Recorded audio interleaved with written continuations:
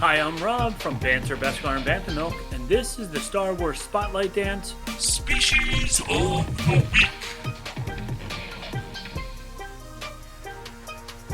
First off, this idea was suggested by Alan on the Facebook group Sacred Jedi Text. So Alan, since you posted this picture, we will do our first species of the week on none other than the Porgs. Nope, I mean the Ithorians.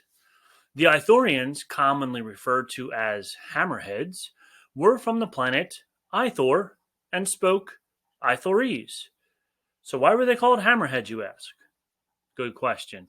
That's the original name Kenner called the action figure of the Ithorian you saw in the Mos Eisley Cantina in Tatooine during A New Hope. He was a background character without any lines, but because he looked so cool, he had to have an action figure.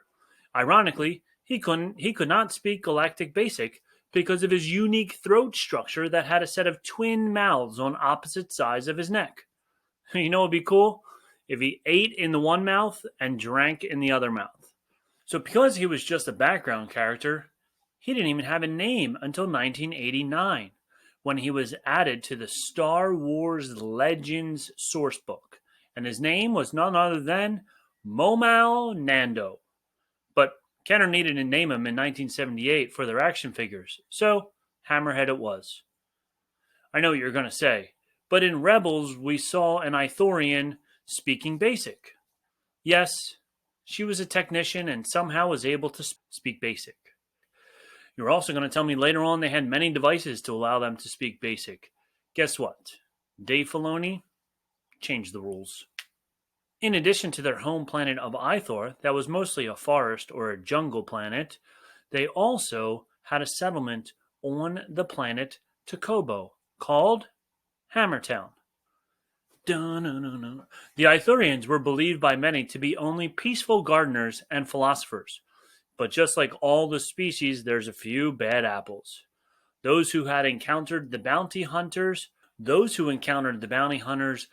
Bolduga and Anka, felt differently. So who were Bolduga and Anka, you ask? They were brother bounty hunters during the Clone Wars. The two became regarded as a legendary duo. Bolduga was a quick draw using pistols, and his brother was a sniper with a rifle. Pew pew! Pew pew! Bolduga was eventually killed by Cad Bane over none other than his hat. You can see Cad Bane wearing it now. Without his brother by his side, Onik was also killed. Interestingly, the pair can trace their origins to another pair of Ithorian bounty hunters from the Legends canon, Del and Dab Mumo, who operated during the Mandalorian Wars.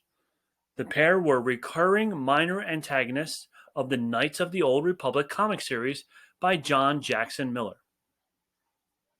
There, they hunted the main character, Zane Carrick, although they were fairly incompetent and failed frequently.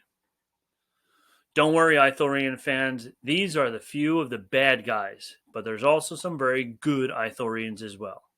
There have even been some Jedi Ithorians. In Rebels, they saved a baby Ithorian named Pipey, who was Force sensitive and lived in the previously mentioned Hammertown on the planet Takobo. Let me tell you, this little fella is one cute baby. I think I want one. What about you? Finally, there was Roran Korob, a male Ithorian Jedi Master during the Clone Wars. You can see him in the first installment of the Star Wars Clone Wars cartoon that aired on Cartoon Network from 2003 to 2005. If you do not get anything else out of this segment, put this in your memory banks and save it. The name Roran Korob is derived from Ron Cobb, the name of the concept artist who designed the Ithorian species for the Cantina scene in A New Hope. So there it is, all you ever wanted to know about the Ithorians. Please like, subscribe, and comment down below, or on Sacred Jedi Text, just like Alan did. If you have show ideas for us, please let us know. I'm Rob, and please remember, fear is a disease, and hope is its only cure.